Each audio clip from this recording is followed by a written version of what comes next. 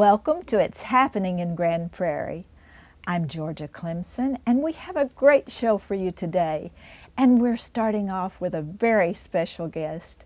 We have Mr. Oliver Thompson with us today. Welcome, Oliver. Thank you. I want to thank you for inviting me. Well, of course, Oliver, I know that you have served in Grand Prairie for 41 years in different capacities, and now you're here to tell us about a very, very special upcoming event. Oh yes, third Sunday Yes. in July, we are going to celebrate 100 years of community service, because our most important product is the people.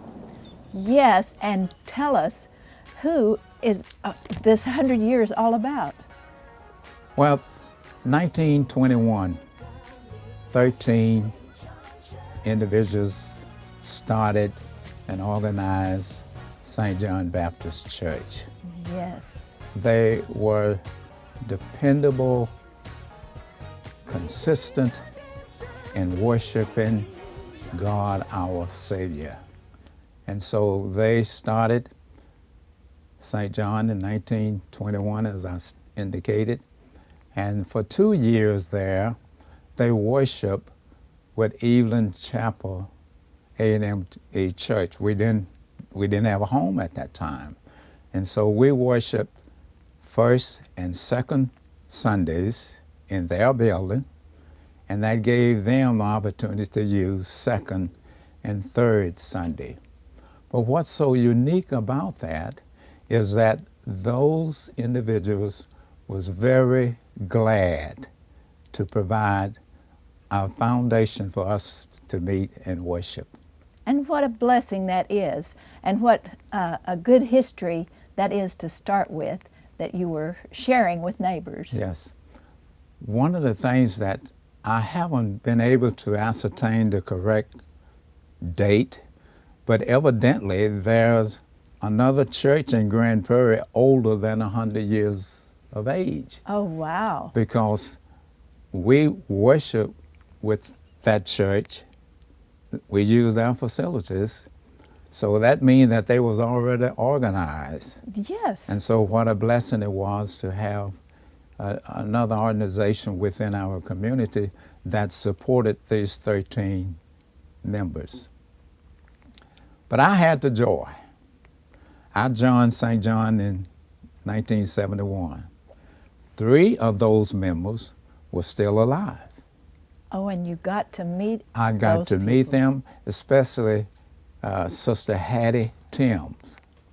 And she and I we hit it right off, because when it was said that I was from Mississippi, that's where she was from.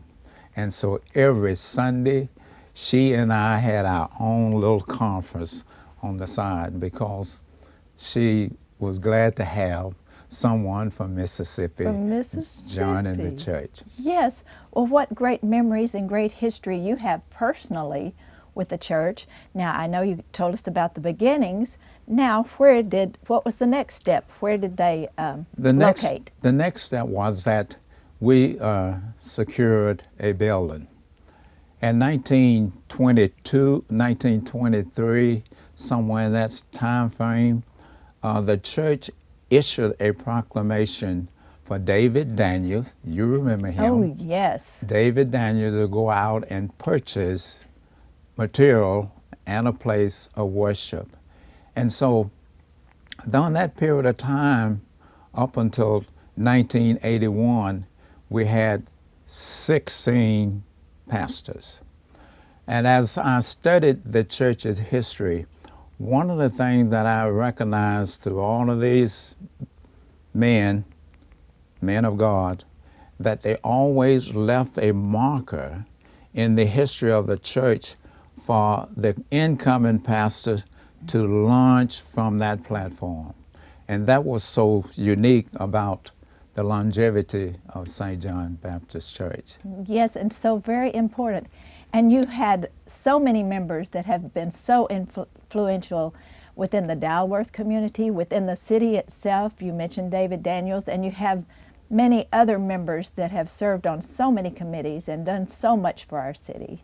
Yes, Sister Moore and Brother Perry, Sam Brown, Edward Harrison. All of those were leaders within the church at the time that I came in.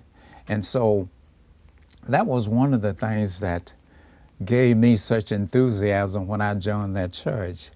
It was small, but everybody knew each other, and the love and the compassion, and it just was a building avenue, an opportunity for someone to come join this membership, be accepted, and have a place to worship, and most of all, to identify the needs of the community.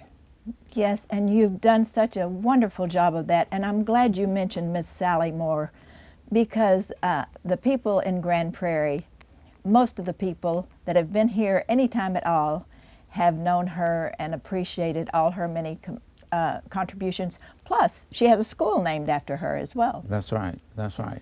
And it's amazing how God, down through these years, always sent people to our membership. And I know it was happening at other places too, but we had people that came in and they brought something to the table.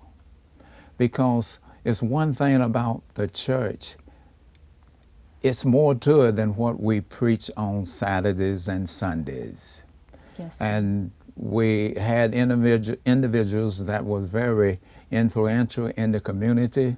Sam Brown, everyone knew Sam Brown. Yes. James Kellum, all of those was individuals that was in place when my family and I joined. And so it felt like home. Yes. And you know what's so exciting about this? My church back home was established in 1865. So this is the second 100th anniversary that I'm going through here at St. John. Oh. Now, let's get to my pastor, my current pastor. Oh, let's do. Dr. Denny Davis. He's a fantastic man. He has a vision. And what more important about all of it, he's able to project that vision to the people that makes them think that it's their own vision. Oh, that's wonderful. That's a gift. Yes. That's a gift. And he's done this pandemic. He has worked tirelessly to keep and to keep the church going. We have over 11,000 members. I'm sorry, 1,100 members. 1,100. And that's amazing. You mentioned something that I want to ask you about. The pandemic we've been through, and you've adjusted to that, and the church has adjusted to that. But you also, as a church, experienced another one years ago. The pandemic of 1918. Yes. 1918, 1921, the church was coming out, the nation was coming out of that pandemic. Here we are, the pandemic of 2001, 2020. Here we are coming out of it, celebrating 100 years. Yes. And I misspoke. We have 11,000. I was thinking it was 11,000. Members. And Pastor Davis has been instrumental in establishing, we have over 60 different ministries in our church. We went up to, we started worshiping on North Campus in South Lake. We have a new building up there, and that's what we are using most of the time now due to the fact that we had the freeze and burst some pipes in our Grand Prairie location. And so, in essence, from the outside, we haven't missed a beat.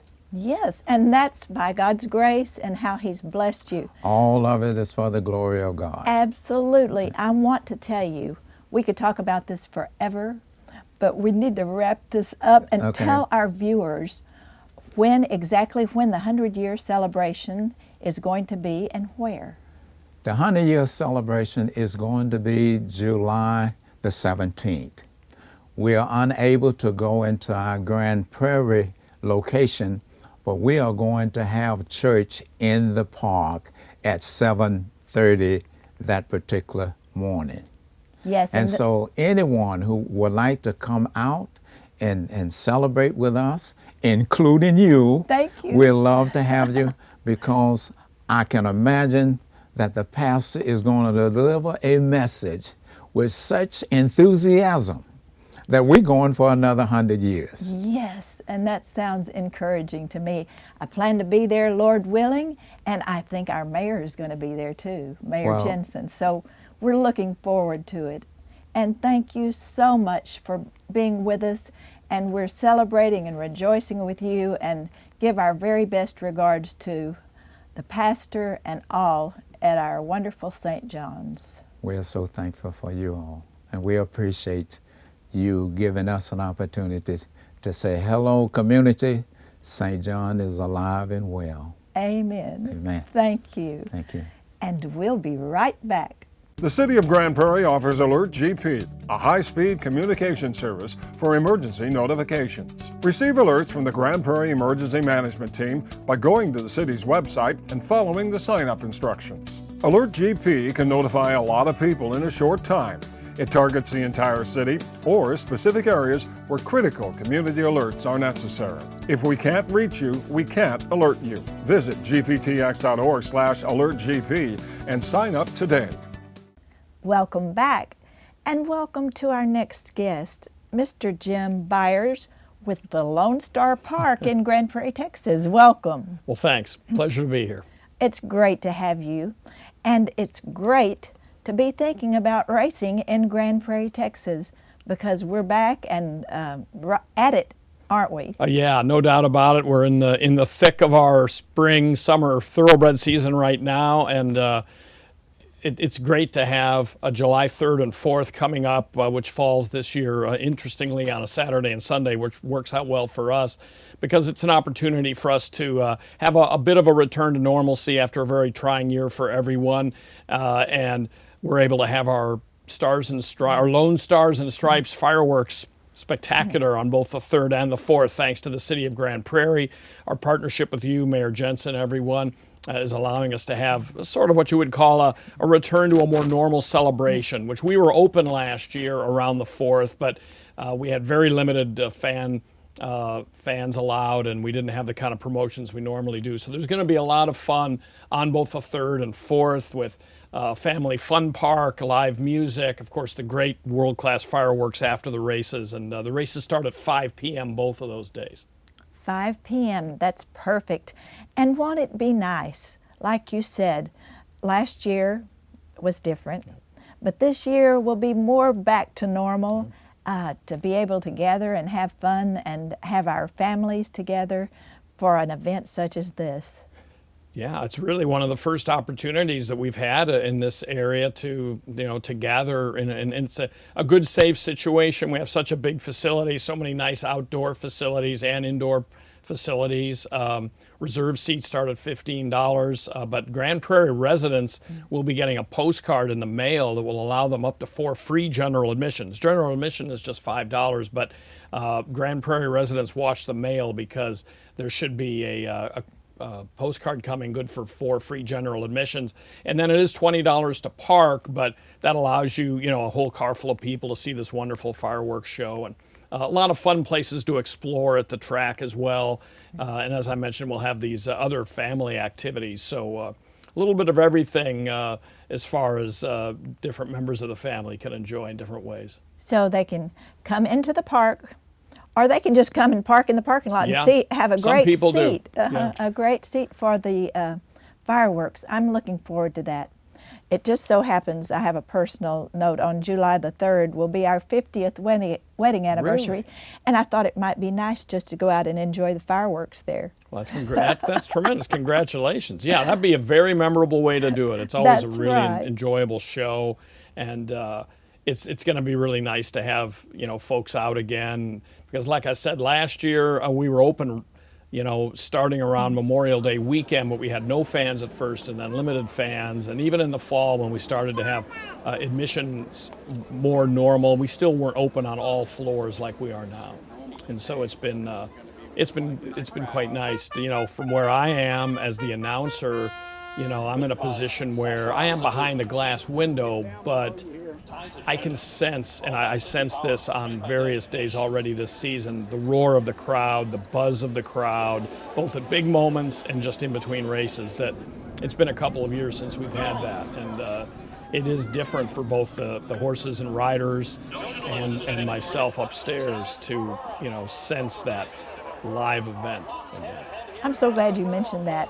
I know our viewers would like to know more about what you do at Lone Star Park. Well, as the race announcer, it's basically a combination, the play-by-play function like you'd have in any sport, and at various points in my career I have done radio play-by-play and a little bit of TV, and you're also the public address announcer. So it's a hybrid position. If you went to a ball game and heard the PA guy introduce the batters, the step to the plate, it would be as if I did that and then continued to describe the action as Eric Nadel might do on the radio, you know. But it's an interesting position. I got into it very young and then left it for about 16 or 17 years to do other sports, and now I'm back in it thanks to my bosses at Lone Star Park that brought me back in 2016. It's an interesting job. You are at times the voice of the racing officials to explain calls that were made for possible interference violations on the track or anything that the fans need to know about.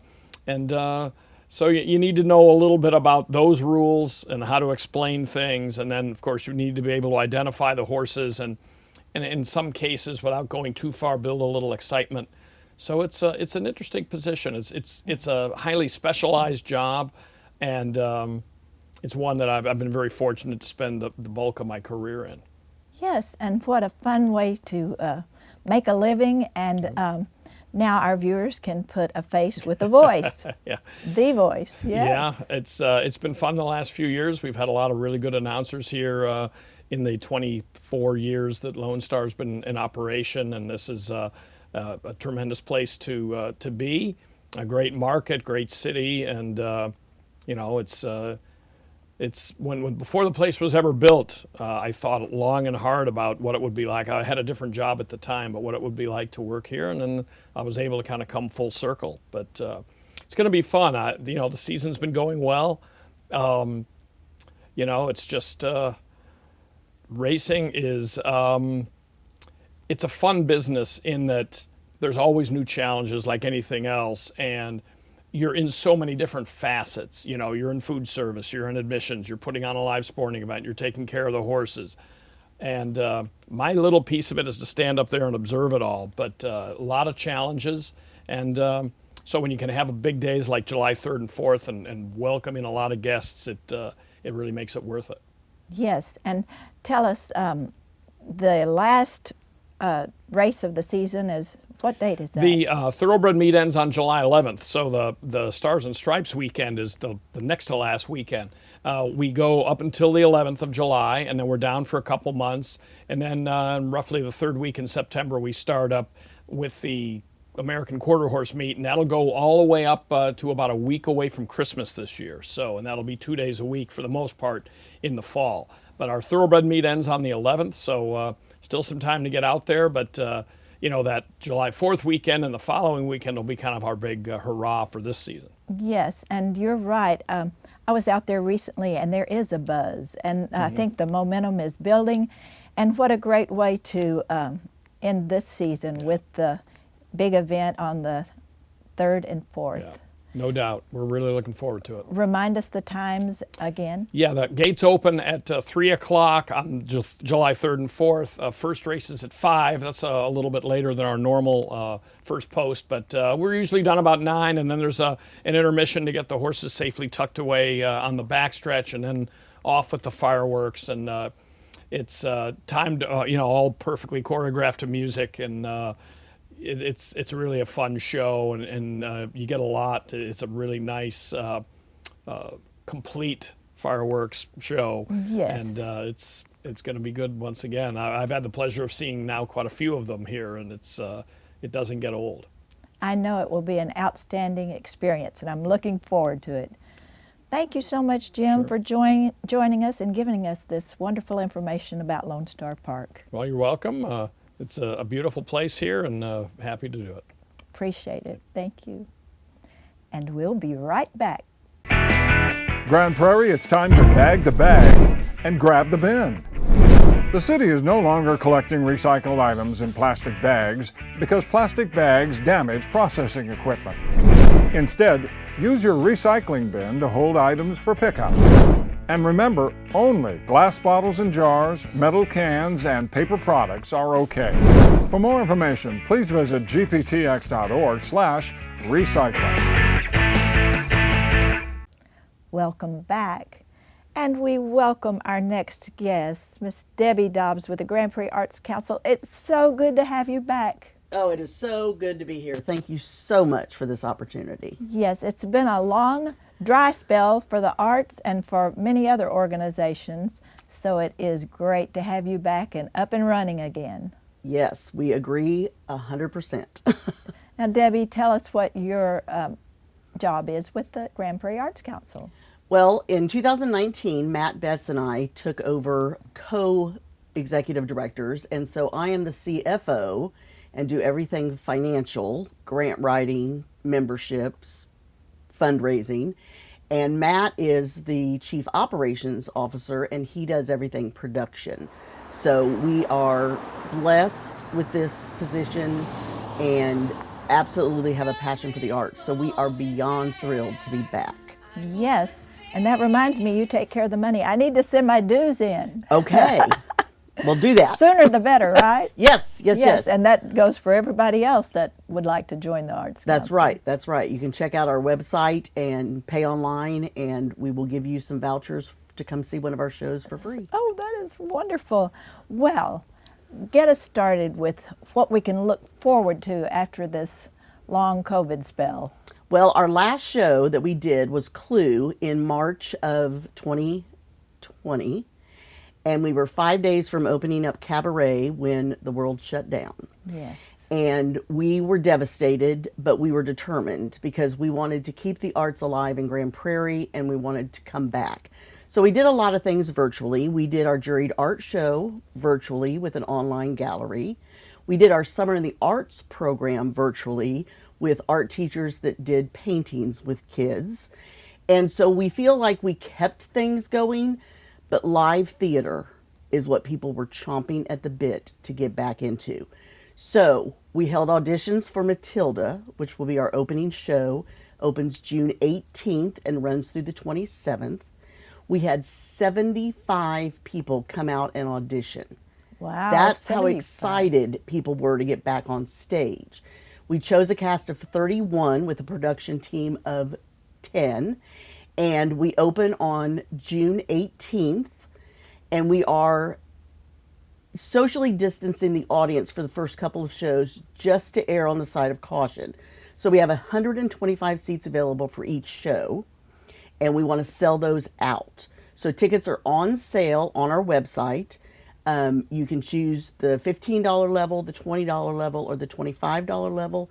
And we are pleased to say that many of our season ticket holders came back and said, I want to do it all again. So we have Matilda in June, and then in July we have our Summer in the Arts program, which we're coming back in person with that. Of course, we are taking all protocol precautions that we need to as things, ease up. We don't want to just jump and have something happen. Right. So we are still being very cautious. The Summer in the Arts program is July 12th through the 16th is our Art Explosion, which will be held at the Vet Center. Mm-hmm. And that is 5 days, 9 to 4, for students who want to just create art.